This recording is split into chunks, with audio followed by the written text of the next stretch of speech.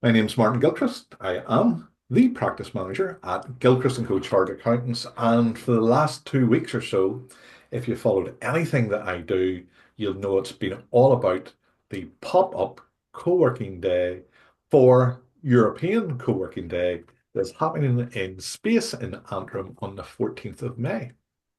14th of May is next Wednesday. And if you haven't got your ticket yet, I'm really sorry, you're too late. They've all been sold out. Not only have the tickets all been sold out, but the first batch of tickets was sold out ages ago. And we managed to squeeze another wee batch out, and now they're all sold out as well. So this has been an incredibly successful event, and it's not due to me. Well, I would like to take all the glory, but it is absolutely down to the team that has surrounded me, that has supported me, that has lifted me up, that has engaged with me, that's had the conversations, that has advised me, all that good stuff that a team does when you come together to make something fantastic like this happen. And one of the most important members of that team is with me here today. And without further ado, I'm going to ask Jonny. Jonny, can you tell us who you are? It's good to be here, Martin. Thanks for the invite. I'm Jonny McCormick. I'm the managing director of Lancia Consult in Europe, and dad to two wonderful kids, and wife or husband to one wonderful wife. I'm told any other ratio is a bit more problematic. Um, Belfast born and bred, and we've lived outside of Belfast for a little bit, little stint in Canada, little stint in Birmingham, little stint in Bristol, but Belfast born and bred, and I've been back in Belfast now for the last 7 years, and the last four of those have been building and growing the wonderful team at Lancia Consult. So we're a team of 50 consultants. Based across three offices in Europe. We've also got a large team out in APAC that's run by one of my colleagues, and a growing team in South Africa that's led by another bunch of wonderful colleagues down there. And we really specialize in delivering business transformation, right? So we work with everything from kind of ambitious scale ups to wonderful and inspiring charities to global blue chips on delivering their transformation agenda. So whether that's good project management, good program management, good change management, changing their operating model, helping them with data or artificial intelligence, helping with technology advisory. Our kind of USP, Martin, is we love to partner deeply with our clients, right? So we don't see ourselves as navel gazing advisors. We like to roll up our sleeves and jump right into the trenches with our clients and co-own their problems, and work to get them solutions that are practical, sustainable for their businesses. So that's a little bit about me. I'm an accidental management consultant as well, actually, Martin. I never set out to be a management consultant. Believe it or not, was actually training to be a minister of religion at one Wow, stage, and I didn't know that. There you go. You yeah, learn something new every yeah. day. Wow. Yeah. Discovered somewhere along the way I was much too irreverent to become a man of the cloth, and found my way into the dark underbelly of management consulting. And it's a brilliant career. My wife always tells me I'm one of those annoying people that actually just genuinely loves what I do.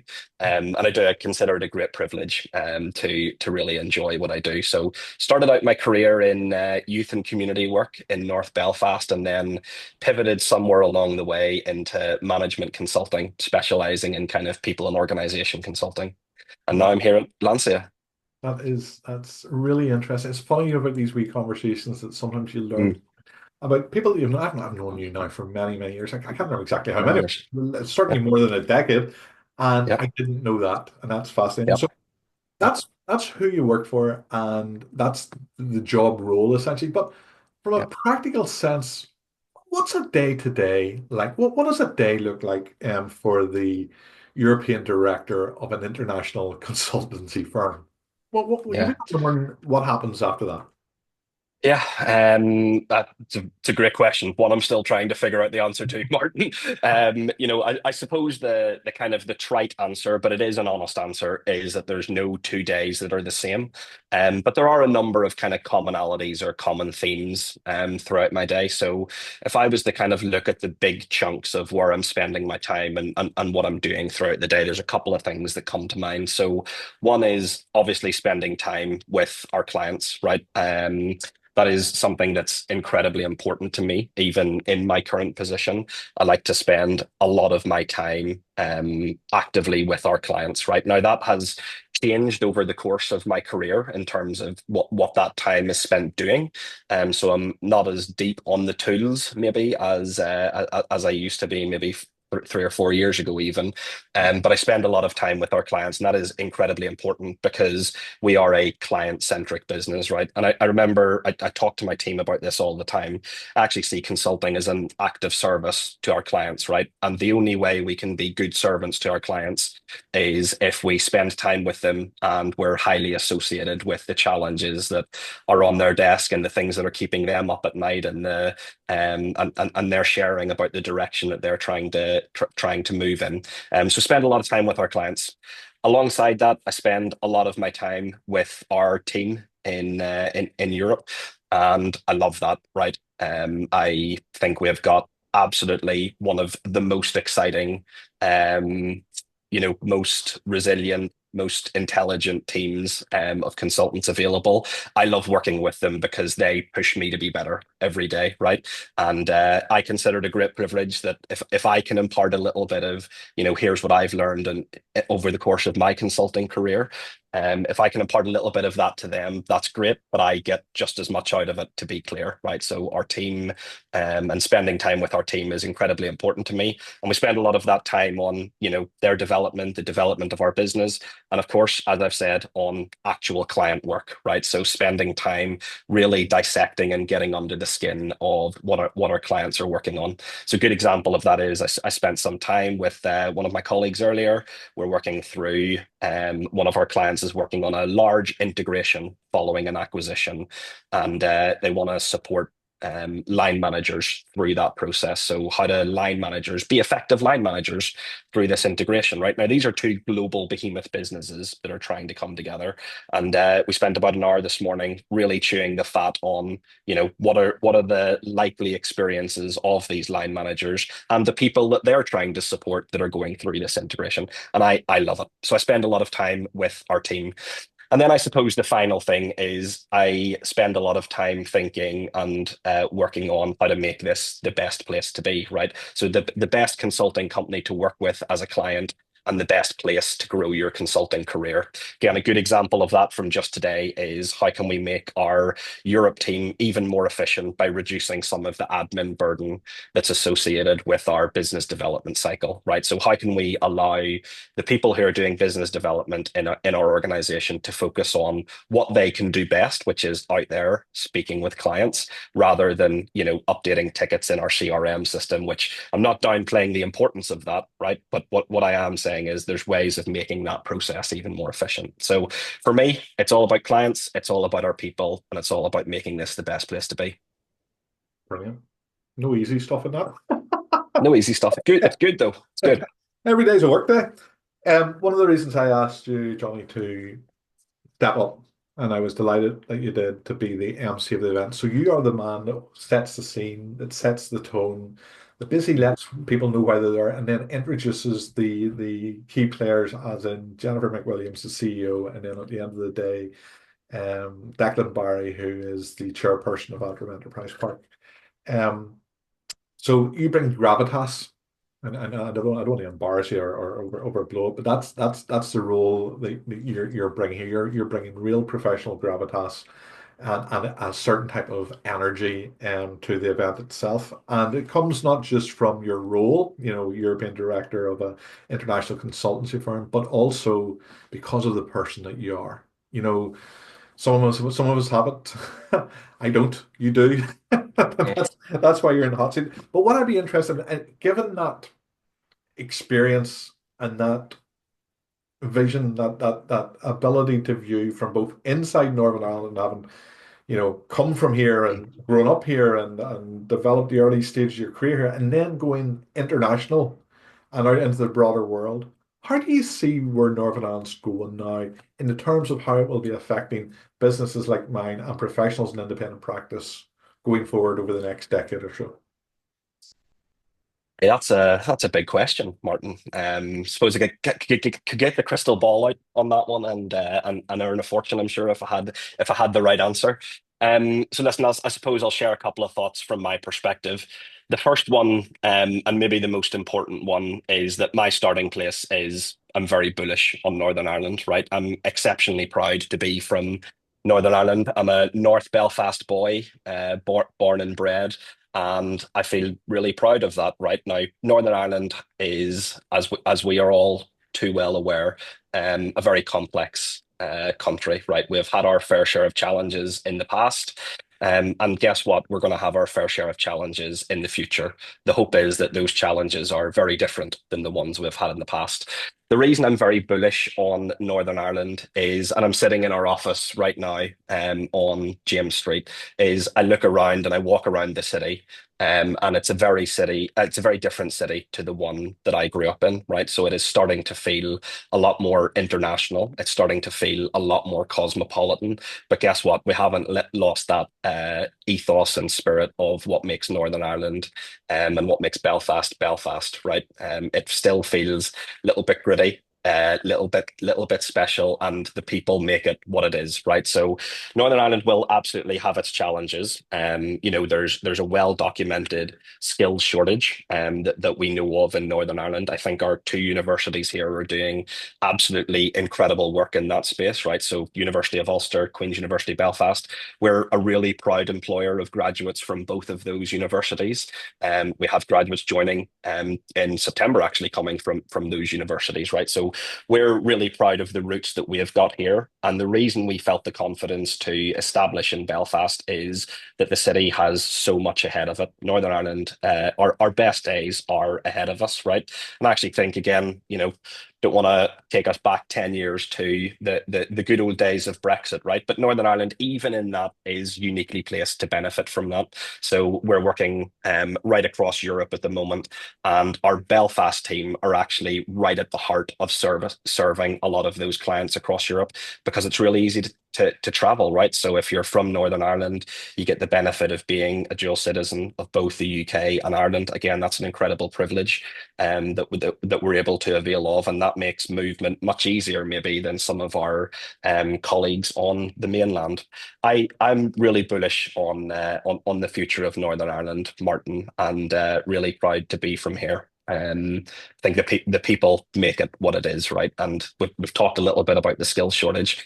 Employers like Lancia and every other employer has a role in closing that skills gap, and I think we're making really good guns against that at the moment.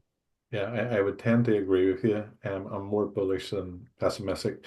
The nature of the type of people we work with, so professionals in independent practice, we're working with the very highly educated people that are coming out of those universities who have then gone on to get their professional qualifications and licenses, and then have gone on to build their own careers and their own businesses.